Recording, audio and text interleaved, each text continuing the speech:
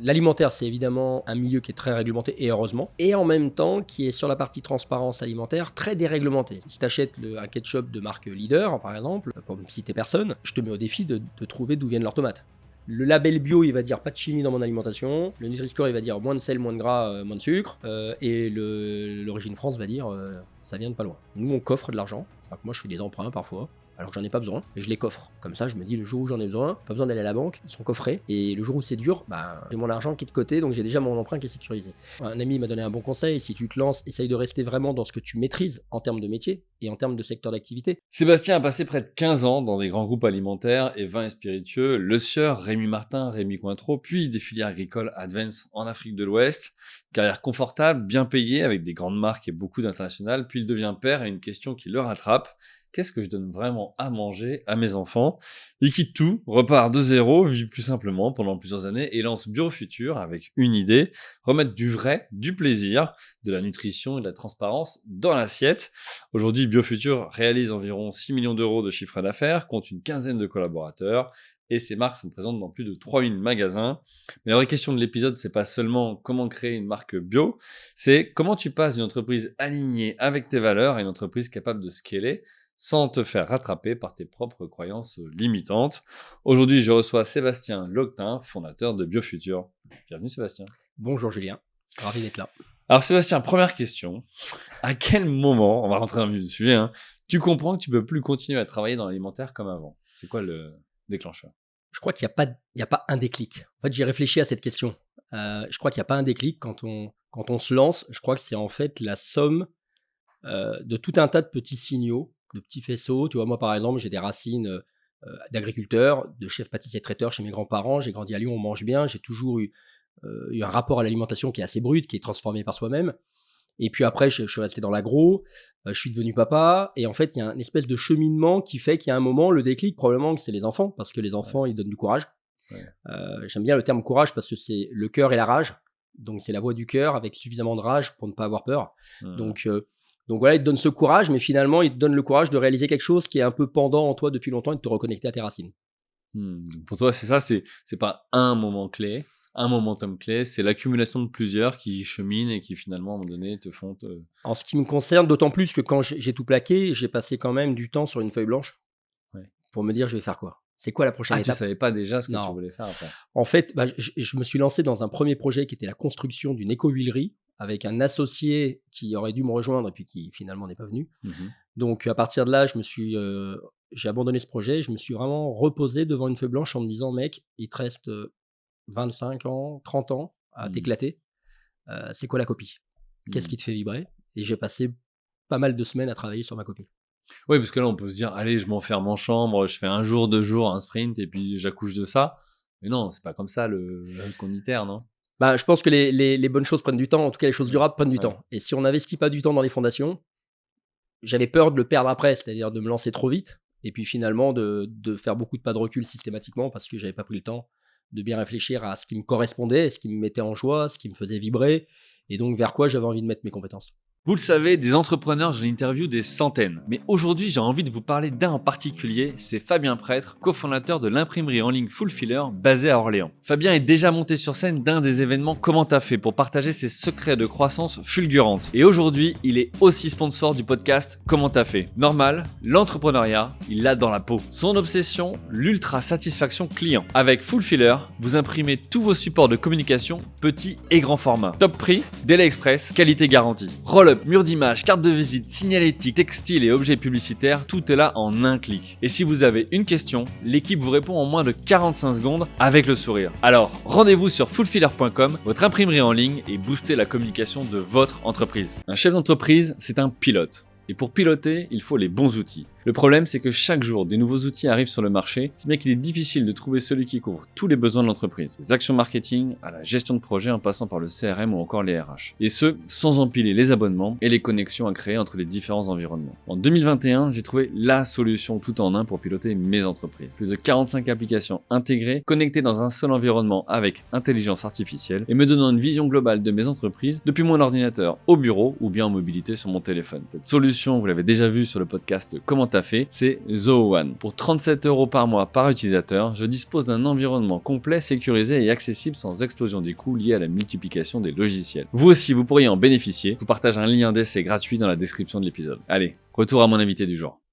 Et comment tu arrives justement, toi, à te dire, parce que là, le discours que tu as, j'ai envie de te dire, bon, si on fait des clichés, la nouvelle génération, elle va beaucoup penser comme ça. Toi, si tu veux, dans le modèle que tu as peut-être pu connaître ou que tu avais vu, c'était plutôt, bah, ok, je fais une carrière, j'essaye de passer étape par étape, peut-être même dans la même boîte. Te dire à 30 ans, je plaque tout, je me pose la question de qu'est-ce qui fait sens pour moi. Je veux dire, t'es pas un ovni, mais pas loin, tu vois, dans ta génération. Ouais, en fait, c'est intéressant ce que je dis parce qu'effectivement, j'avais 38 ans, 2 enfants Ouais, et en plein divorce. ouais. Et donc la voix de la raison m'aurait dit: «Garde ton confort en comité de direction Ouais, je joue la sécu. et joue la sécu, attends que tes enfants soient grands et puis tu feras le fou après». Et d'ailleurs, je pense qu'il faut être un peu fêlé pour être entrepreneur, mais j'aime bien le terme fêlé parce que c'est ce qui permet aux gens de laisser passer un peu la lumière. Je pense qu'on a besoin d'éclairer le monde quand on est entrepreneur. Donc c'est vrai que la prise de risque, elle était maximale. C'est pas courant de se dire à 40 ans, je change de vie, je pivote et je repars de zéro et c'est dur. Faut accepter que ce soit dur.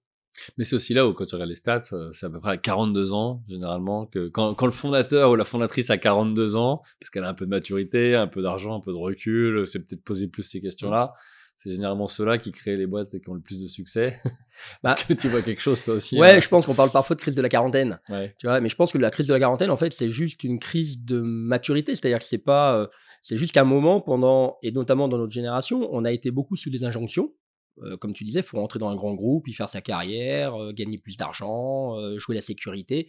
Mais on se posait pas la question de: «Est-ce que finalement, c'est vraiment ce dont on a envie? Est-ce que c'est vraiment ce qui nous fait Mmh. vibrer?» Et donc on répond à des injonctions, voilà, tout le monde autour de nous est fier, rassuré, les parents sont rassurés et puis on fait notre carrière comme ça sans finalement se pencher sur l'essentiel probablement qui nous fait vibrer. Donc oui, effectivement, le chemin classique de ma génération, c'était plutôt de rester dans ce confort-là. Tu dis Le on se pose chemin pas pour la moi question, mais classique. est-ce qu'on s'autorisait à se poser la question? Alors, sur ma génération, peu. Mmh. Sur la génération avant moi, pas du Pas tout, du tout. au Mmh. contraire. On s'autorisait pas, mais je pense qu'il y a aussi culturellement une quête de c'est quoi le bonheur? Qui est peut-être plus prégnante aujourd'hui, qu'elle l'était avant. Avant, je pense qu'on était besogneux.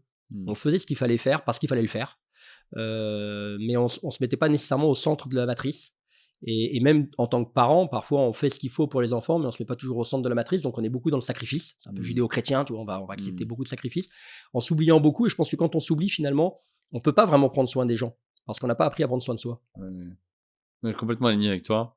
Même si parfois ça peut être un peu égocentré de se dire, bah, mais tu vois, c'est un peu l'exemple, je sais pas si c'est la bonne analogie, mais je prends dans l'avion. Dans l'avion, quand ils te font Ouais. la démo justement sur comment utiliser les différents outils à disposition, tu vois, pour en cas de problème, Mmh. la première chose qu'on te dit, c'est toi, mets le gilet avant de le mettre aux autres. Alors que le réflexe de parent serait, mets-le à ton enfant et toi, tu te mets après. Mais non, parce que Ça si toi, t'es pas capable, en tant qu'adulte, de pouvoir t'occuper des autres, en fait, personne ne sera sauvé. C'est une super analogie et je pense que si on n'a pas appris à prendre soin de soi, c'est compliqué de prendre soin aux autres et si on est soi-même pas heureux, comment est-ce qu'on fait pour rendre les autres heureux? Et même en termes de message, moi avec mes enfants, ce que ça m'a appris d'être entrepreneur, c'est que ça alors oui, on avait moins de moyens, mais par contre, ils ont hérité de quelque chose qui est que le bonheur passe par une autre forme de réussite et notamment par le fait de faire ce qu'on aime. Mmh. Donc s'occuper de soi, c'est assez marrant. La posture, mais être entrepreneur, c'est les choses partent de soi. Donc la posture qu'on a en tant qu'entrepreneur, elle va complètement conditionner Mmh. l'écosystème, qu'on va générer autour de nous. C'est là où c'est un peu plus philosophique et où effectivement, si on me posait la question, c'est quoi réussir dans la vie? Bon, certains vont dire c'est être heureux, d'autres vont dire c'est gagner de l'argent. Donc c'est là où il y a voilà différentes perspectives qui s'opposent dans la société. Et il y en a pas une mieux qu'un autre d'ailleurs, mais c'est voilà, d'arriver à se dire Faut essayer de gagner de l'argent quand même. voilà, c'est mieux. On dit que ça fait pas le bonheur, mais ça y contribue à voir. Bon, voilà, chacun son avis sur le sujet. Toi, tu as trouvé ton bonheur dans les huiles, Dans dans le la bio. Ouais, tout à fait. Est-ce que tu peux nous expliquer justement comment tu arrives de cette feuille blanche à aboutir à OK, je vais faire ça? Je me suis déjà beaucoup questionné sur, est-ce que j'ai la volonté de me remettre dans un écosystème qui dépend pas de moi? C'est-à-dire, est-ce que j'ai envie d'être salarié, Mmh. ou de me remettre au service d'autres? Moi, je dis souvent à mes enfants, on est capitaine de son navire. Donc, c'est nous qui avons le gouvernail, et comme dit Socrate, il y a pas de vent favorable à celui qui sait pas où il va. Mmh. Donc à un moment, moi j'aime bien ce côté déterministe de se dire: ça doit partir de nous et on est capitaine de notre navire, donc il n'y a pas d'excuse. On est les premiers responsables de ce qui va nous arriver et je pense que c'est quelque chose qui m'anime en tant qu'entrepreneur. Donc, nécessairement, c'est vrai que ça m'a permis de me dire, j'ai besoin d'entreprendre. Et après, la question, c'est qu'est-ce que j'aime faire? C'est quoi mes hobbies? Qu'est-ce qui me met en joie? Dans quoi je suis un ami m'a donné un bon conseil. Si tu te lances, essaye de rester vraiment dans ce que tu maîtrises en termes de métier et en termes de secteur d'activité. Donc, pour moi, l'alimentaire, je connaissais parfaitement. Le marketing et les sales, je connaissais parfaitement. Donc rapidement, je me suis dit, je vais être entrepreneur dans l'alimentation à impact parce que je voulais être utile et que nourrir les gens, c'est pas un métier comme les autres. Et plutôt sur des fonctions marketing et sales plutôt que sur des fonctions de production. Donc j'ai créé un modèle qui est Fabless où je me suis concentré sur la marque. D'accord, et donc sur tes forces. Et Exactement. est-ce qu'à un moment donné, tu t'es pas aussi dit, ça c'est une vraie discussion que j'avais hier avec des entrepreneurs, de dire, si tu prends la pyramide de Maslow, s'il y a quelque chose qui est finalement crise-proof, on va dire, dans le sens où peu importe la crise qu'il y a, la première des choses dont les gens ont besoin, les besoins primaires, c'est de manger. Est-ce que ça a été un élément pris en compte dans ta réflexion pour dire si je vais dans la food, de toute façon, il y aura toujours du business, en tout cas un besoin? Les gens me l'ont renvoyé. Ouais. Les gens me l'ont renvoyé et mes investisseurs me l'ont renvoyé parce que c'est rassurant. Ils se disent, les gens mangeront toujours, donc ça réduit le risque. En ce qui me concerne, je ne l'ai pas pris en compte parce que pour moi, c'est ma passion. C'est-à-dire que l'alimentaire, la nutrition, c'est ma passion, donc je ne me voyais pas faire autre chose. Donc c'était un peu comme une évidence et je pense qu'on a besoin d'évidence. C'est-à-dire qu'entrepreneur, on découvre tellement de choses qu'il faut s'appuyer sur certaines évidences pour réussir. Tu dis se concentrer sur ses forces. Moi, je pense que c'est primordial de se concentrer sur ce qu'on sait bien faire et ce qu'on fait bien et ce qu'on aime faire. Plutôt que de regarder effectivement là où on n'est pas bon, regarder le verre à moitié vide ou aller sur des choses qu'on maîtrise moins. Donc l'alimentaire pour moi c'était une évidence. Alors il s'avère qu'effectivement les gens mangeront tout le temps, donc c'est plutôt positif pour moi, mais c'est parti d'une évidence. Ok, bon, c'est super intéressant de comprendre le processus et le cheminement. Quelles sont les étapes et comment tu arrives finalement à te dire, ok, bon, maintenant c'est cette idée-là, j'y vais. C'est quoi la première pierre que tu as posée finalement? J'ai beaucoup regardé. En fait, en alimentaire, je me suis posé la question de comment je pouvais être utile et en gros, d'aller piocher autour, un peu comme les humoristes, tu sais, qui écrivent leur spectacle, ils piochent dans leur environnement les idées. Je pense qu'il faut être extrêmement ouvert. En fait, il faut être très curieux autour de soi. Quand on a un projet, il faut en parler. Ouais. J'ai beaucoup d'entrepreneurs qui me disent, je ne veux pas parler de mon idée. Je pense que c'est une erreur. En fait, il faut en parler. Parce que on va la maturer, on va voir autour de nous, tu sais, comme ta femme est enceinte, tu verras des femmes enceintes partout autour de toi. Tu achètes une Clio, tu verras des Clio partout, tu auras l'impression que tout le monde est en Clio. Donc à un moment, il faut se mettre en conditionnement, en mode projet, il faut en parler pour aller trouver les bonnes idées. Et moi, l'idée, elle est venue dans ma cuisine. Très simplement, on a démarré avec les huiles parce que mes enfants étaient tout petits, que moi, je leur donnais de l'huile dans leur purée systématiquement, je mettais des corps gras, et que les amis qui venaient chez moi s'étonnaient de me voir mettre du gras dans leur purée, sous prétexte que ça pouvait les faire grossir ou que le gras, c'était pas bon, etc., etc. Et donc, je me suis rendu compte qu'il y avait une désinformation préjudiciable aux enfants et qu'il y avait un vrai sujet à craquer autour des corps gras chez les petits. Donc, ça a démarré comme ça, l'aventure, autour d'un produit que j'ai imaginé dans ma cuisine pour mes enfants, et qu'ensuite, j'ai passé à l'échelle, et donc voilà, j'ai élargi la gamme. Mais ça part effectivement je pense, d'une ouverture, et il ne faut pas attendre d'avoir l'idée géniale, incroyable pour se lancer. Je pense qu'il faut juste se dire, à partir du moment où j'ai une conviction et que je vais être capable de mieux l'exécuter que les autres, j'y vais. Oui, donc là, tu différencies quand même l'idée de l'exécution. C'est-à-dire que Oui. aujourd'hui, il y a deux manières d'arriver sur un marché. C'est soit tu arrives, tu as une disruption, une innovation, quelque chose qui n'a jamais été fait, auquel cas, ça, tu peux y aller. Mais bon, ça nécessite... voilà, je pense qu'il y a très peu de gens qui sont capables de le faire et d'arriver à trouver ça. Soit sinon, tu dis, je prends quelque chose d'existant, je l'améliore ou j'exécute mieux et plus vite. Exactement. C'est ce que tu as fait. C'est ce que j'ai fait parce que, en fait, sinon, j'ai beaucoup d'amis qui veulent entreprendre et ils sont toujours en attente de l'idée incroyable, tu vois. Et en fait, ils se lancent jamais et ils passent à côté de leur envie d'entreprendre. Alors qu'on a tous, tu vois, les réseaux sociaux, Mark Zuckerberg l'a juste fait mieux que les autres. Mais je pense qu'il y a des millions de personnes qui se sont dit à un instant T, et si on crée un truc où les gens peuvent se parler, voilà. Mais c'était pas le premier à avoir l'idée. Pas le premier à avoir l'idée, exactement. Il l'a juste mieux fait et plus rapidement que les autres. Bravo lui. Ouais, L'exécution, c'est un vrai sujet. Alors, donc tu as dit les huiles, alors en plus tu es passé par des entreprises qui proposaient aussi, donc tu connaissais peut-être, est-ce que ça t'a aidé, ça t'a pas aidé, ça t'a structuré? Énormément. En fait, moi, c'est un peu mes premières amours, les huiles, donc se lancer avec ses premières amours, c'est quand même plus confortable. Et ça fait partie de ce qu'on se disait, c'est-à-dire qu'on peut pas, quand on se lance en tant qu'entrepreneur, on ne peut pas aller que sur des terrains de découverte. parce que déjà, le métier être entrepreneur, c'est un chemin de découverte. Ouais. Donc, si en plus, on se rajoute de la complexité en termes de marché, en termes de produits, il y a un moment, c'est très compliqué d'émerger. Et puis, il y a un besoin de légitimité. Moi, c'est un métier sur lequel je connais parfaitement le produit, les enjeux nutritionnels, mais j'ai aussi le réseau. J'ai aussi donc c'est un accélérateur de temps. Le fait de connaître le marché sur lequel on va, c'est beaucoup plus confortable et surtout, ça permet d'aller plus vite. Et quand on va chercher des fonds, ça apporte une légitimité qui est beaucoup plus robuste. Oui, t'as des Tu sais de preuves quoi tu pour pouvoir parles. aller les chercher. Ouais. Exactement. Et alors pourquoi l'huile bébé? Tu disais tout à l'heure justement que t'es parti sur cette partie-là. Je suis parti sur cette partie-là parce que, en fait, nutritionnellement, alors, tu vois, chez les enfants, parce qu'en fait, il y a un enjeu. Quand j'ai construit ce modèle-là et ce produit-là, je me suis intéressé ensuite à la taille du marché. La taille du marché, elle est énorme. Il y a entre 0 et 3 ans, le marché, c'est 2,5 millions de bébés. D'accord. Il faut mettre du gras dans toutes les purées et il n'y a que 5% des parents qui le font. Mais là, ça baisse avec la dénatalité, non? Ça baisse, mais ça reste un marché quand même qui Ouais. reste colossal. Ouais. Et surtout, on adresse un enjeu de santé publique. C'est-à-dire que très peu de parents savent qu'il faut mettre du gras dans la purée des enfants, alors que la Mais nature ça, tu elle-même. vois, enfin, on en discutait avec ma femme, on mettait du gras exprès au début, dans les premières années des enfants. Eh ben, formidable, tu fais partie des 5% de gens. Et c'est vraiment un sujet, mais les pédiatres commencent à être plus sensibilisés à ce sujet. Mais en fait, c'est un sujet, c'est un enjeu de santé publique et qui est porté par la nature. Le lait maternel, c'est 55% de gras. Oui. Donc la nature le sait. Et jusqu'à 3 ans, ça doit être 55% de gras. Donc ne pas mettre de gras à un moment dans la purée, on crée une rupture. Mais comme on est une société qui s'est construite sur le diète, le light, le manger moins gras, bah, les parents, ils font une purée de courgettes. Et ils se disent, il ne faut pas ajouter de gras parce que manger moins gras. Et c'est pas ce qu'il faut faire chez les enfants. Donc pour moi, j'avais un terrain de jeu qui était canon, puisque j'avais une idée, un enjeu et un marché. Et un gros marché. Et à ce moment-là, est-ce que tu as regardé pourquoi justement des Le Sieur et autres n'étaient peut-être pas encore sur ce marché, ou ils y étaient, mais peut-être de manière timide? Parce que s'ils y sont pas, tu sais, on se dit souvent, si tu vois un McDo dans la rue, ils ont fait l'étude de marché pour toi, c'est qu'il y a du monde qui passe. Donc s'ils y vont pas, c'est peut-être aussi qu'il y a peut-être pas de marché intéressant pour eux. Erreur numéro 2 de l'entrepreneuriat, la présupposition de les autres n'ont pas été, faut pas y aller. Ouais. Et en fait, c'est que il y a à la fois des questions de momentum, il y a parfois c'est le bon moment et parfois c'est pas le bon moment pour arriver en marché. Donc il y a des gens, moi on m'a dit parfois, il y a des gens qui ont essayé il y a 15 ans, ça n'a pas marché. Oui, mais c'était il y a 15 ans. Et voilà, exactement. Et tout comme, si le Sieur le fait pas, c'est que c'est pas bon. J'ai découvert que le Sieur avait réfléchi à lancer un produit comme ça. Ce qu'il faut comprendre, c'est que on a des niveaux d'échelle qui sont pas les mêmes. Un Le Sieur, quand il lance un produit, il a des usines qui sont énormes, qu'il doit faire tourner, et il a un positionnement de marque qui s'appelle Isio 4, qui est l'huile pour tous.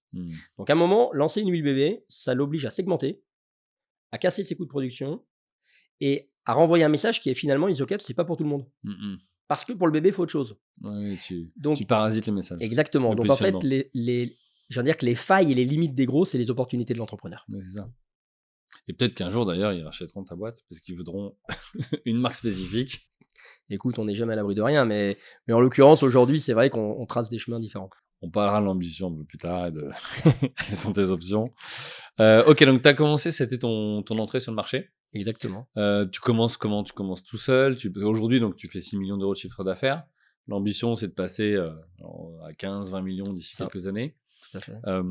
Qu'est-ce qui te fait croire que c'est possible? Comment tu comptes y arriver? Ça, c'est des sujets qui m'intéressent pour aller faire ce x2, ce x3 que tu vas chercher.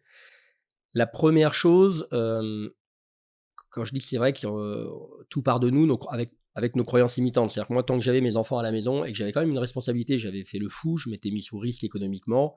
Il y a un moment, tu dois, en tant qu'entrepreneur, aussi essayer d'équilibrer et tu peux pas prendre tous les risques. Voilà, donc c'est vrai que les premières années de mon entreprise, je les ai gérées un peu en bon père de famille en termes de croissance et en termes d'exposition au risque, au financement, etc., de façon à assurer un modèle qui soit pérenne.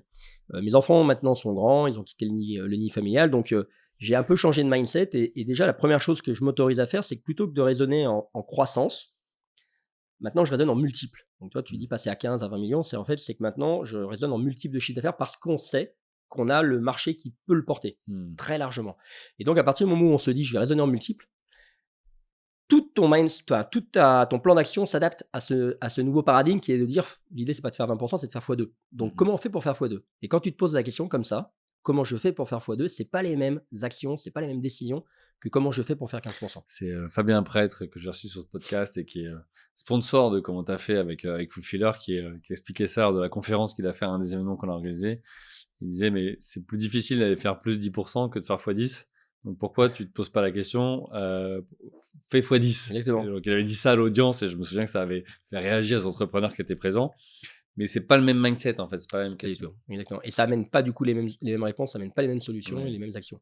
Donc c'est vrai que la première chose, c'est de se dire comment est-ce qu'on maintenant on raisonne en multiples. Et puis après, à partir du moment où tu raisonnes comme ça, tu vois des opportunités qui peuvent être différentes, qui peuvent passer par de la croissance externe, qui peuvent passer par un renforcement de moyens sur des actions de test and learn qu'on fait en communication ou en innovation, et de se dire on va pousser plus fort ce qui fonctionne bien, et tu modélises un peu différemment ton modèle. Où avant, moi j'étais dans une posture un peu conservatrice, à me dire voilà, on va sécuriser là où on est, on va le faire bien, on va le gérer comme ça. Maintenant, on se dit, là où il faut mettre du gaz parce qu'on sait que ça marche, on met du gaz. Oui, parce que tu as la preuve de marché, tu as la preuve du concept. Exactement. Ouais. Et qu'on accepte une prise de risque et de dire, on essaye, ça marche pas, au pire on apprend et puis on fera différemment coup d'après. Ça, tu vois, c'est intéressant comme réflexion d'entrepreneur d'arriver à se dire, ok, sur le marché, si j'avais une matrice à faire, où est-ce que je suis, quel est le move des autres, vers quoi ils vont, et d'arriver à connaître un peu leur contexte. Là, tu disais, moi, le contexte, je pouvais pas me mettre à risque parce que j'ai encore les enfants à charge, etc. Donc, j'ai fait bon père de famille au départ. Bon, quand tu sais ça sur la concurrence, tu sais que toi, tu peux peut-être accélérer à ce moment-là parce qu'il va pas bouger a priori avant quelques années. Et à l'inverse, quand tu sais qu'il peut avancer vite, ok, comment je fais moi pour créer des barrières à l'entrée ou pour avoir un avantage concurrentiel? C'est la question de bien connaître son environnement concurrentiel. Ouais. Elle part effectivement, Elle est essentielle, en fait. elle est essentielle, elle est absolument fondamentale, que ce soit sur effectivement le dirigeant, c'est-à-dire dans quelle disposition il est à ce moment-là. Est-ce qu'il y a une transmission? Est-ce qu'il pourrait y avoir une transmission? Quel âge il a? En fait, ça conditionne complètement la stratégie de l'entreprise, mais également, c'est quoi son positionnement? Pour effectivement se positionner différemment, pour essayer d'identifier, d'anticiper les trajectoires qu'il pourrait avoir sur l'innovation, sur la communication. Et en fait, bien connaître son environnement concurrentiel, ça donne un coup d'avance. Tu discutes, toi, avec tes concurrents? Beaucoup. Enfin, beaucoup. On discute. Moi, dans mes fonctions, je suis également vice-président du syndicat de la bio. Donc, nécessairement, dans cette corporation-là, je suis amené à discuter avec beaucoup d'acteurs. Alors, je parle avec eux, mais je parle aussi beaucoup avec d'autres acteurs partenaires qui sont parfois partenaires fabricants pour nous, mais aussi concurrents en même temps. Donc, on est amené à se parler et on se connaît plutôt bien. Concurrents, pourquoi? Parce qu'ils font aussi des MDD ou des marques? Parce qu'il y en a qui ont leur marque et qui produisent pour nous. D'accord. On a une tendance, nous, à arriver chez nos sous-traitants, chez nos partenaires, avec un cahier des charges qui est très exigeant. Et donc, on les fait beaucoup avancer en R&D ou en sourcing. Et donc, ils bénéficient un peu de la prise de risque qu'on prend pour aller en marché, pour ensuite en faire profiter leur offre. Donc, ça devient des concurrents. Et c'est le soleil brille pour tout le monde. Il y a un moment, faut. Est-ce qu'à un moment donné, il y a une stratégie d'internaliser cette partie-là pour éviter justement de dire tiens, en fait, maintenant, ils bénéficient de nos avancées? C'est une question, la question du modèle de la verticalisation. Je me la suis longtemps posée parce qu'on se dit à un moment, quand on passe un peu à l'échelle en termes de volume, tu vois, on fait pas loin de 2 millions de produits. Tu peux te dire, il y a certaines gammes qu'on pourrait verticaliser au moins sur la partie conditionnement. Je l'ai tranché parce qu'on en revient un petit peu à la notion d'alignement et de focus. L'industrie, c'est pas mon terrain de jeu. Je reviens à ma feuille blanche en me disant qu'est-ce que j'aime faire, qu'est-ce que je sais faire et sur quoi je vais pouvoir aller vite. C'est sur le marketing, la communication et la vente. Et en fait, me déporter sur un métier qui n'est pas le mien, c'est faire prendre un risque plus global à l'entreprise. Donc, je préfère mettre des moyens, plutôt que mettre du capex sur de l'industrie, je préfère mettre des moyens sur la partie aval du business et pousser là où je pense qu'on est bon. Tu pourrais aussi en racheter un. On pourrait en racheter un. Tu as parlé de croissance externe tout à l'heure. Du coup, la question, c'est quoi? Il y a d'autres marques qui existent, qui sont concurrentes, ou il y a justement dans la chaîne de valeur un autre acteur en fait, à en un France, autre niveau? On a beaucoup de marques alimentaires qui ne sont pas propriétaires de leur production. Ils sont en modèle fabless, il y en a énormément. Donc effectivement, parfois ces marques-là, elles peuvent se retrouver en opportunité de rachat ou pas, ou en difficulté. Donc il y a des opportunités qui peuvent se créer sur des modèles qui sont similaires aux nôtres. Donc c'est plus facile à intégrer. Ok. Voilà. Aujourd'hui, tu as plusieurs marques. Parce qu'on parle Ouais. de BioFuture, mais vous avez Tout à fait. plusieurs marques au final. Donc, le modèle a été créé pour pouvoir rajouter aussi des marques facilement dedans ou pas? Comment? En fait, je considère que BioFuture, c'est un peu une plateforme de marque du mieux manger. Donc potentiellement, on pourrait effectivement héberger différentes marques en essayant de rester sur les canaux de distribution où on est puissant, où on est bien installé, pour générer de la synergie, générer effectivement mutualiser les coûts de distribution, de supply, d'administration des ventes par exemple. Mais effectivement, on pourrait avoir vocation. L'alimentaire, c'est un monde qui est formidable parce qu'on n'achète pas, on mange pas tous pour les mêmes raisons. Il y en a qui vont effectivement chercher plutôt des offres un peu premium, d'autres pour se faire plaisir, d'autres pour leur santé. Et donc, en fait, ça permet parfois d'avoir aussi des marques qui vont occuper des segments de marché un peu différents, avec toujours cette exigence de le faire en agriculture bio et française. Mais voilà, ça permet d'un point de vue marketing de jouer un peu sur le territoire, sur les rayons. Ouais, donc toi, dans ton modèle, si on le prend, parce que en fait, finalement, il y a différentes manières d'adresser le marché. Tu aurais pu dire on internalise tout, je fais plus de marge, et donc j'ai aussi une dimension finalement, pas industrielle, mais en tout cas de production. Et toi, tu dis, bah non, moi j'accepte peut-être de faire moins de marge, d'être distribué par d'autres, mais moi je gère ce que je sais faire, marketing, sales, et ça, par contre, je vais le pousser à fond pour voir ce que je suis capable de faire, et puis pour pouvoir aussi peut-être en faire bénéficier à d'autres boîtes ou d'autres marques qui pourraient rentrer sous la coupe de BioFuture. Bah, on en revient toujours effectivement à cette notion de faire ce qu'on sait faire et le faire Ouais. bien. Et toi, la verticalisation, à un moment, c'est aussi où est-ce que tu mets le curseur. C'est-à-dire que est-ce que tu verticalises le conditionnement? Est-ce que tu verticalises le conditionnement plus la fabrication? Est-ce que tu verticalises le conditionnement, la fabrication plus l'agriculture? C'est-à-dire qu'il y a un moment, tu vois, Ouais. où ça s'arrête. Donc, moi, je considère qu'il y a des paysans qui travaillent très bien, qu'il y a des fabricants qui fabriquent très bien, qu'il y a des conditionneurs qui conditionnent très bien, qu'il y a des logisticiens qui livrent très bien. Puis nous, on fait très bien le market et le sales. Ok, donc là, toi, dans ton équipe, quels sont les types de profils? Aujourd'hui, vous êtes plutôt des marketeurs. Je prends quelques instants pour vous parler de ma newsletter. Depuis 2020, j'analyse les décisions des entrepreneurs du top 5% pour comprendre comment ils ont construit des entreprises performantes. Le lien est accessible dans la description de l'épisode. Allez, retour à l'invité.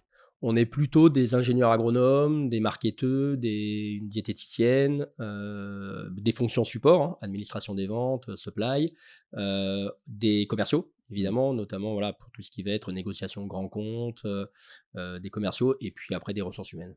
Ouais, bien sûr. Donc plutôt des fonctions support. Ok. On a parlé un petit peu de distribution, justement. Quel choix, toi, tu as fait? Est-ce que tu vends en ligne, tu vends en magasin, dans des réseaux spécialisés, justement, du côté bio? Enfin, voilà, comment tu as fait tes choix, toi?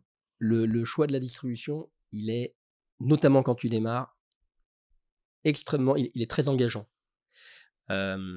Pour accompagner les entrepreneurs, quand tu te lances et que tu as un produit alimentaire, tu es évidemment convaincu que ton produit alimentaire, tout le monde l'attend, que c'est le meilleur, qu'il va être partout et que c'est normal. Tu vois, je veux dire, il n'y a aucun problème là-dessus, on est tous Tu convaincus. te prépares, tu dis demain je me lève à 6h parce qu'il va y avoir des commandes de fou. Exactement, les gens m'attendaient, me voilà. Et donc, du coup, nécessairement, puisque ce produit, tout le monde l'attend, bah, tu peux répondre à toutes les sollicitations en termes d'opportunités. C'est-à-dire que tu peux te dire, bah, tiens, je vais faire du Monoprix, je vais faire de l'épicerie fine, je vais peut-être faire du food service, je vais peut-être faire du magasin bio, je vais peut-être faire du e-commerce.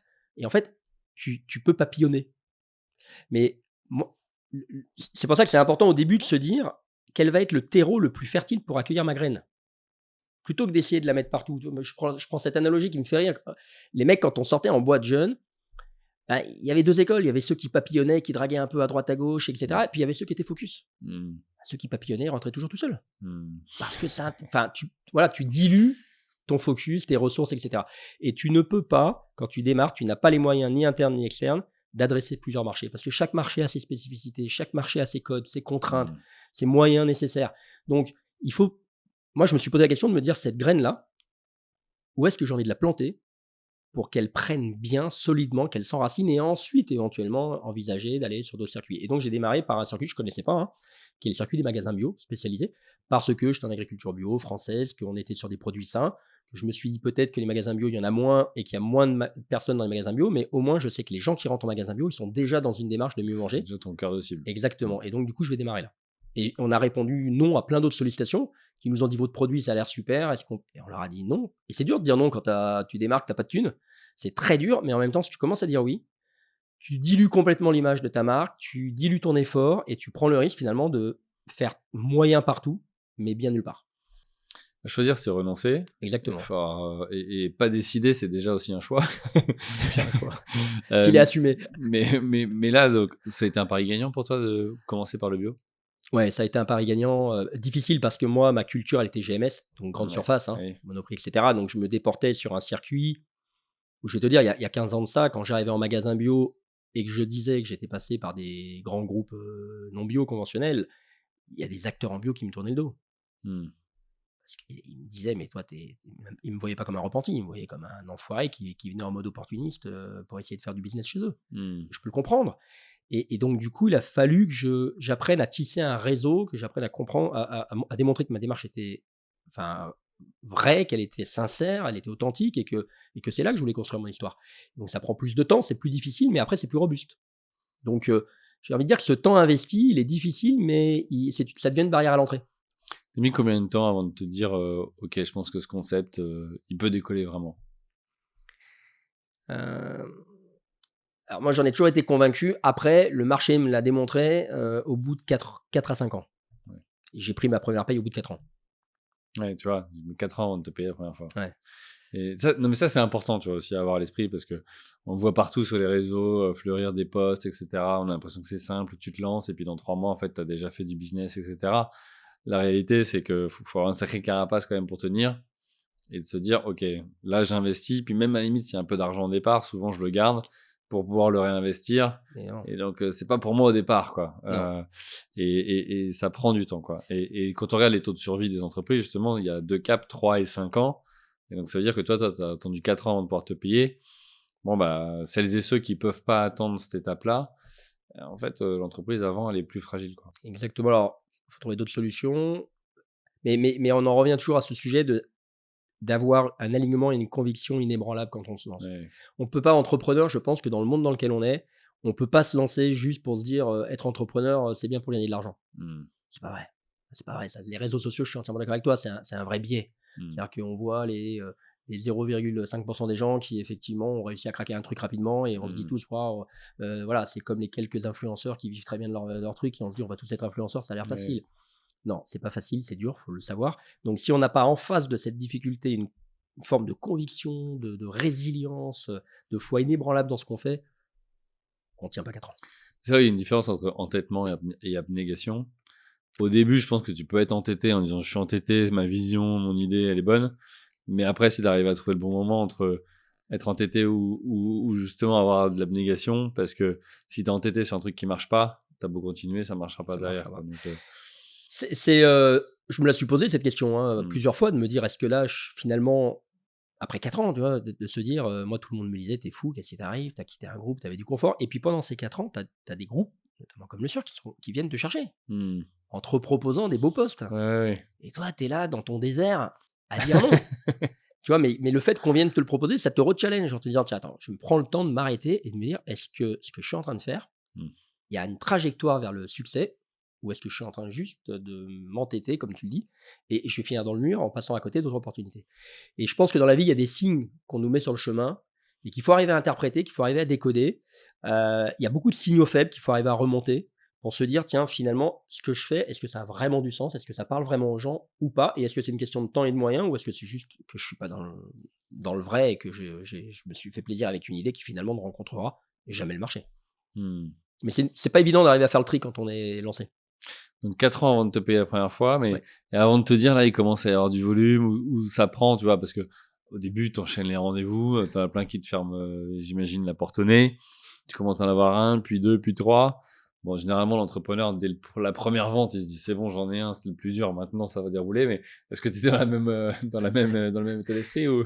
Ouais, complètement. Bah, surtout que ma première mise en marché, ça a été un flop absolu sur un salon, parce que je lançais ma gamme sur le salon de la bio qui s'appelle Natexpo en 2011. Et 15 jours avant mon lancement, notre organisme de certification nous retire le label bio. Parce qu'ils n'avaient pas vu qu'on utilisait une huile de poisson sauvage pour apporter un oméga 3 pour le cerveau très spécifique.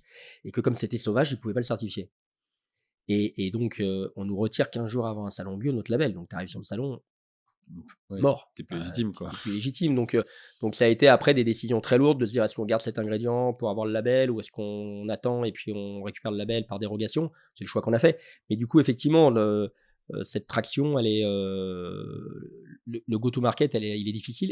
Effectivement, bon, moi, j'ai un peu galéré sur le départ, mais après, en 2013, quand on est revenu en salon avec notre label bio, j'ai réussi à taper un premier client et je me suis dit, ça y est, ça va partir en avant. Et en fait, quand tu dis un premier client, c'était juste déjà qu'il acceptait de te référencer. Exactement.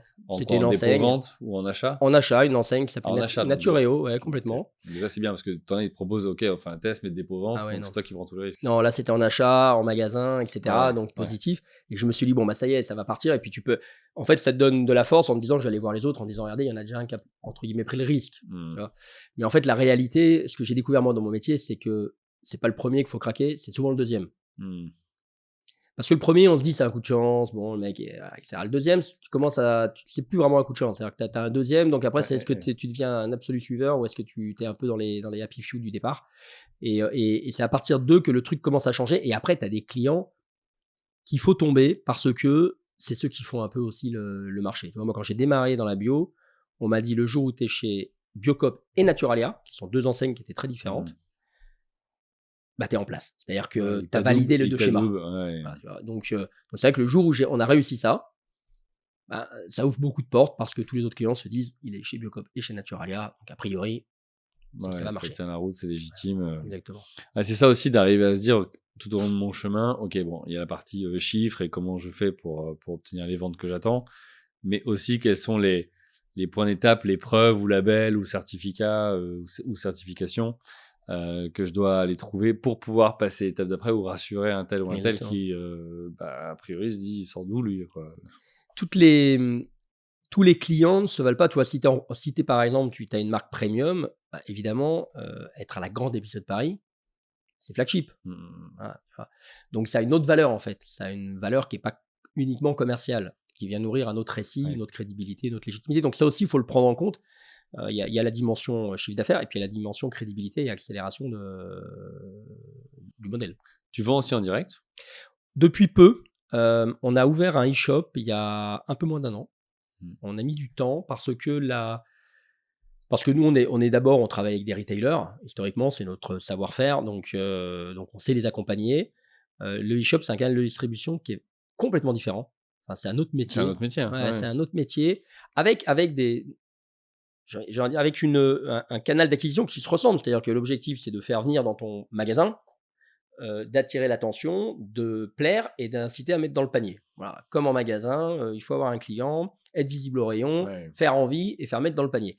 Mais sauf que les stratégies d'acquisition ne sont pas du tout les mêmes, les leviers ne sont pas du tout les mêmes. Parce que là, c'est un magasin que d'huile bio, c'est le tien. Là, et en plus, là, on est sur une offre. Alors, on a élargi la gamme, donc on a des huiles, on a des sauces, on a des vinaigrettes, on a des bouillons, donc on a un vrai portefeuille produit qui permet de faire un panier, parce que on l'a pas fait pendant longtemps parce qu'on n'avait pas une gamme qui nous permettait d'avoir un franco suffisant. Et puis, on s'est longtemps posé la question, on a regardé beaucoup les modèles autour de nous alimentaires. L'alimentaire, l'alimentaire simple, en e-shop, il fonctionne. Il y a peu de marques qui ont réussi à créer un modèle e-shop full alimentaire. Oui, tu vas pas juste aller acheter et dire tiens, j'achète 2-3 litres d'huile. Tu le fais pas sur Internet. 15-20 euros, je le fais livrer, ça me coûte plus cher de livraison. Les deux seules raisons, les deux modèles qui fonctionnent en alimentaire, c'est ceux qui ont effectivement un modèle de supermarché en ligne, type La Fourche par exemple. Voilà, mais là, tu peux faire ton panier complet avec plein de marques sélectionnées, etc. Ou alors des marques, et c'est le parti pris qu'on a nous, ou alors des marques qui ont une promesse santé. Parce que les gens vont sur Internet pour la santé. Tu vois, sur Instagram, ça scroll, il y a un truc, on est en train de te parler de collagène, on est en train de te parler. Ah, toc, tout de suite en ligne, tu fais ton achat parce que la santé, ça déclenche. C'est un déclencheur d'achat. Et que les gens, quand ils sont convaincus que pour leur santé, ça va être bien, que ce soit pour le glow, ou que ce soit pour leur cholestérol, ou pour leur enfant. L'angle positif ou l'angle marketing de la peur Nous, on est sur l'angle positif. Nous, on essaye de faire en sorte que les gens grandissent bien et vieillissent bien. On parle plutôt d'âge métabolique d'ailleurs que d'âge de carte d'identité.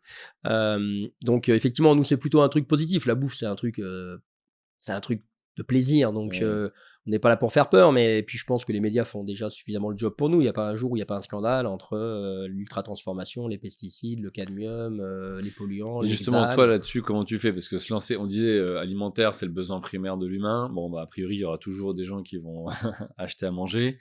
Pour autant, c'est aussi hyper réglementé. Je veux dire, à partir du moment où tu ingères quelque chose, où tu permets aux gens d'ingérer des choses, il y a des normes à respecter, de l'hygiène, des réglementations. Enfin, voilà, t'as un cahier des charges quand même qui est assez complexe.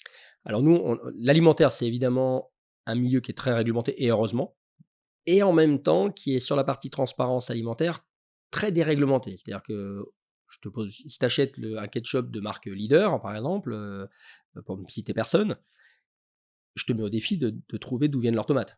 Je te mets au défi de savoir s'il y a des additifs cachés dans le produit. Je te mets au défi de trouver la valeur nutritionnelle du produit.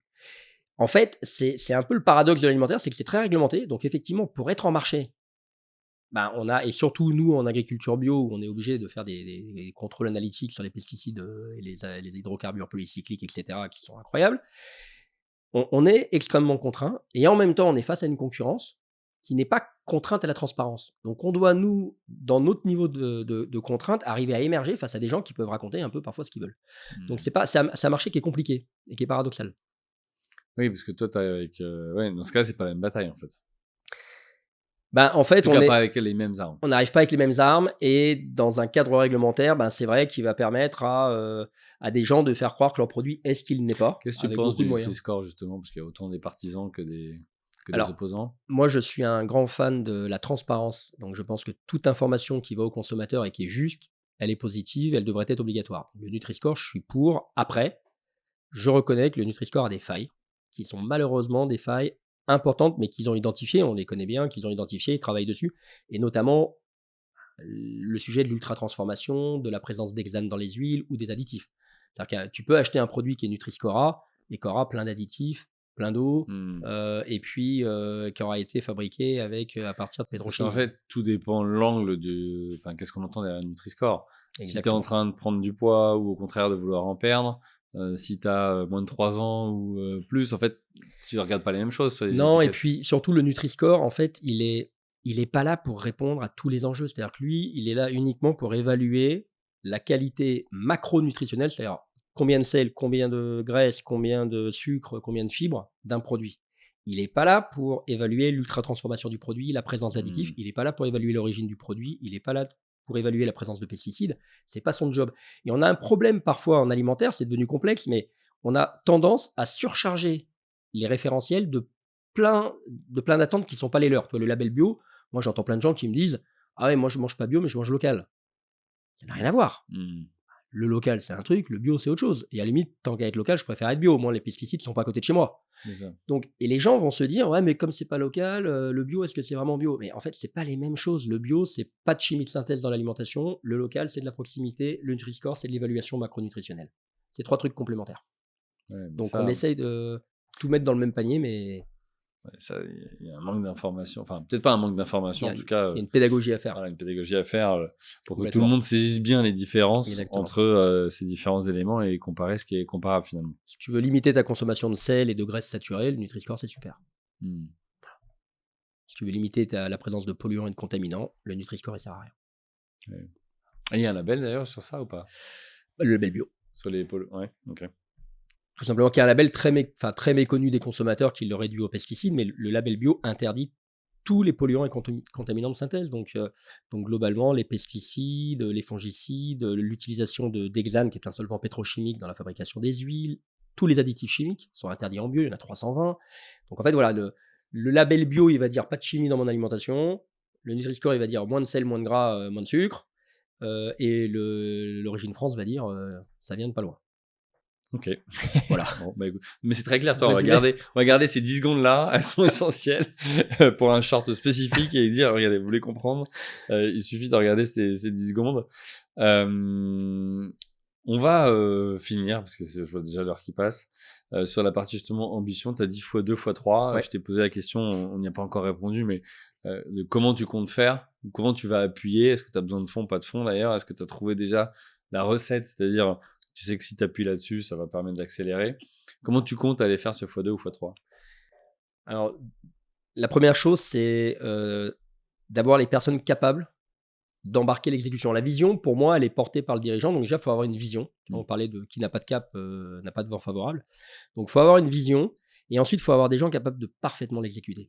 Et l'exécution, elle est absolument clé pour passer à l'échelle du x2, x3. Donc ça veut dire qu'il faut avoir un directeur général des opérations qui soit le vrai relais du dirigeant et qui, quand le dirigeant va porter la vision, va avoir quelqu'un qui fait la route. Ensuite, il faut avoir effectivement, on a beaucoup staffé au niveau du comité de direction avec des gens qui ont les compétences qu'on attend là où on en a besoin. Donc on a été débauché des profils de belles boîtes à impact en agroalimentaire qui ont déjà réussi, qui ont déjà bossé dans des boîtes qui sont passées à l'échelle, donc on va profiter de leur expérience. Après, il y a une question de moyens. C'est-à-dire qu'on a itéré en 15 ans, on a itéré beaucoup de choses. On sait quels sont les produits qui ont du potentiel, on sait lesquels marchent bien et on a testé des campagnes de communication pour voir lesquelles réagissent parfaitement bien en communication. Et en début d'année, tu vois, on a fait un test de campagne sur notre huile bébé. Sur 2 mois cumulés, on a fait plus de 115% par rapport à l'an dernier, sur un produit qui a déjà plus de 10 ans. Donc on se rend compte qu'il y a encore énormément de potentiel. Donc maintenant, la question, c'est de se dire comment on finance cette croissance. Et donc là, après, le sujet du financement, c'est un peu le sujet permanent des entrepreneurs. Et moi, j'ai fait plein de conneries en démarrant. On m'avait dit cash is king. Cash is king. C'est-à-dire qu'il n'y a pas de débat. C'est-à-dire que pas de cash, pas de chocolat. Faut pas... Et les entrepreneurs, très souvent, sous-estiment leurs besoins en financement. C'est un truc catastrophique qui fait qu'on est complètement exsangue au bout d'un moment. Et les banques, elles ne te prêtent pas quand tu n'as plus les moyens. Elles te prêtent quand tout va bien. Donc il faut anticiper les plans de financement. Se faire financer quand tu es globalement soit en phase d'amorçage et que tu as une belle trajectoire écrite, soit en phase de croissance, et parfois coffrer un peu l'argent. Nous, on coffre de l'argent. Alors que moi, je fais des emprunts parfois, alors que j'en ai pas besoin, mais je les coffre. Comme ça, je me dis, le jour où j'en ai besoin, je n'ai pas besoin d'aller à la banque, ils sont coffrés. Et le jour où c'est dur, j'ai mon argent qui est de côté, donc j'ai déjà mon emprunt qui est sécurisé. Et donc, pour un peu, ça te coûte quasiment rien, parce à que... une époque, ça coûtait zéro. Oui, parce que voilà, entre le taux de l'emprunt et celui d'un compte à terme ou autre, en fait, ça s'équilibre. Le delta, il est pas. En fait, c'est ton delta de risque, c'est-à-dire qu'effectivement, tu vas peut-être avoir 1,5% voilà, de charge d'intérêt financière, mais à l'arrivée, c'est un confort incroyable. Donc ça, c'est intéressant. Toi, nous, c'est une démarche qu'on a fait il y a 3 ans, pareil, on n'avait pas besoin de trésorerie, mais on est allé chercher, on a utilisé des comptes à terme, et en fait, derrière, ok, tu sais qu'effectivement, tu as cet argent qui est là. Là où il y a eu des moments dans la vie de l'entreprise où tu ne l'avais pas cet argent, tu peux rien faire. Et puis tu n'es pas en position de force pour négocier. Exactement. Donc, mais ça, tous les entrepreneurs n'ont pas ce réflexe-là. Moi, tu vois, j'ai mis une dizaine d'années avant de le comprendre. Et ça te fait gagner des années de réflexion quand tu es comme ça. Là, j'accompagne des dirigeants en ce moment. Ils sont contents, ils n'ont pas de dette. J'ai pas de dette. Oui, mais justement, mais tu n'as pas de trésorerie non plus. Donc comment tu fais ? Comment tu vas investir ce que tu veux? Exactement. Si tu veux pas recapitaliser, à un moment, faut créer une dette qu'on peut coffrer pour avoir du cash le bon moment. Et c'est vrai que très souvent aussi, en tant qu'entrepreneur, on se dit, tiens, si mon modèle est la croissance, avec la croissance, j'aurai du cash et du financement pour financer ma croissance. En fait, c'est souvent faux en fonction des modèles, notamment sur des modèles comme nous de production et pas de service. Mais parce que la croissance, elle demande un BFR de fou. Oui, c'est sûr. Et donc, en fait, ton cash disponible, il part dans ton BFR. Toi, tu n'as pas d'acompte, tu n'as pas de... Enfin, voilà, c'est au moment de l'achat, donc tu as déjà produit. Moi, j'ai démarré, on finançait 50 000 € de stock. Aujourd'hui, on finance près d'1 million d'euros de stock. Il faut le payer. Il faut le porter. Donc cet argent-là, le BFR, ta croissance, il va falloir avoir de l'argent pour financer le BFR. Donc il faut de l'argent ensuite pour accélérer là où il y a besoin. Donc, le sujet du cash, c'est parfois illusoire de se dire en ultra-croissance ou en croissance forte, l'activité va me permettre de dégager du cash pour financer ma croissance. Elle va financer ton BFR déjà. Donc, sécurise aussi du cash à côté, quoi. Écoute, un bon conseil à retour d'expérience. On va finir avec un autre, libre, là pour toi. Si tu avais à redire au Sébastien il y a quelques années qui s'est lancé un conseil ou quelque chose, tu lui dirais quoi? Moi, il y a un sujet qui me challenge, c'est le sujet de l'association. On en parlait en préambule. Moi, quand j'ai démarré cette aventure, j'ai démarré parce qu'il y a un associé qui devait venir avec moi et qui m'a donné l'envie et tu vois, qui m'a apporté, et je le remercie pour ça, mais une espèce de se dire je ne serai pas seul, donc je peux me lancer plus confortablement. Finalement, il n'est jamais venu parce que lui, il a été rattrapé par ses contraintes personnelles, ses enfants, et il s'est dit je ne me sens pas d'y aller finalement, donc je me suis retrouvé un peu au milieu du gué. Et je pense que c'est un vrai sujet de savoir est-ce que je suis prêt à y aller seul, parce qu'y aller seul, c'est difficile. Tu es seul avec tes problèmes, tu es entrepreneur, tu rentres chez toi, tu es tout seul, tu peux les partager à personne, personne ne peut comprendre la vie d'un entrepreneur, les décisions qu'il a à prendre tous les jours. Et donc, il faut être capable de se dire est-ce que je suis prêt à vivre seul cette aventure ou à la vivre avec un associé. Et là, le choix de l'associé, moi, je considère que c'est comme un mariage. Ça nécessite de bien se connaître, d'être parfaitement aligné sur la vision, d'être parfaitement aligné sur les responsabilités des uns des autres, les tâches des uns des autres, les décisions prises par les uns et les autres. Et en fait, il faut tout écrire, il faut prendre le temps de tout écrire et de tout cadrer avant. Donc, c'est vrai que moi, j'ai probablement vécu cette aventure un peu seul, malgré le fait d'avoir des associés sleeping partners. Je l'ai vécu un peu seul et c'est dommage parce que c'est comme quand tu es devant un beau paysage, si tu es tout seul pour l'apprécier, tu l'apprécies moins que si tu le partages.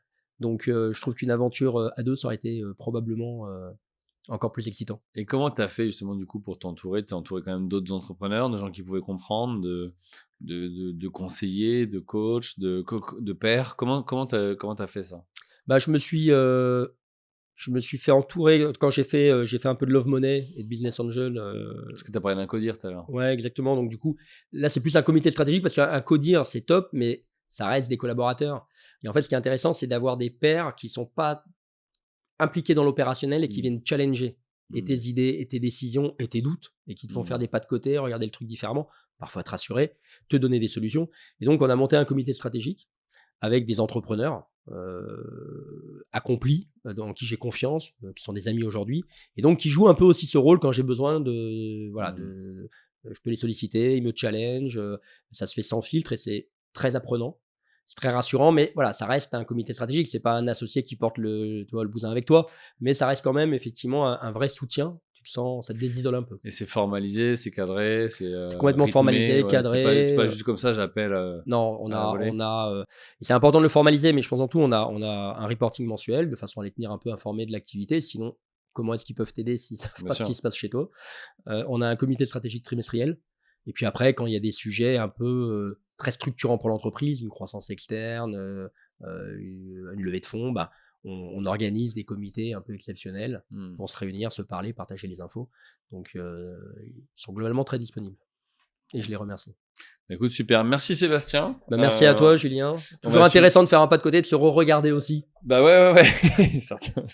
C'est vrai que c'est bah, le fait de se poser, comme tu dis. Moi, c'est ce Mmh. que je retiens aussi, de dire, attends, on keep calm. À un moment donné, on va juste regarder, se poser les questions. Et puis, ça permettra de peut-être focus sur les bonnes actions à mettre en place. Donc, bah, merci pour tout ce retour d'expérience. Et puis, bah, pour vous qui nous regardez ou écoutez, si ce n'est pas encore fait, abonnez-vous à la chaîne YouTube sur Apple, Spotify, Deezer, bref, toutes les bonnes plateformes d'écoute.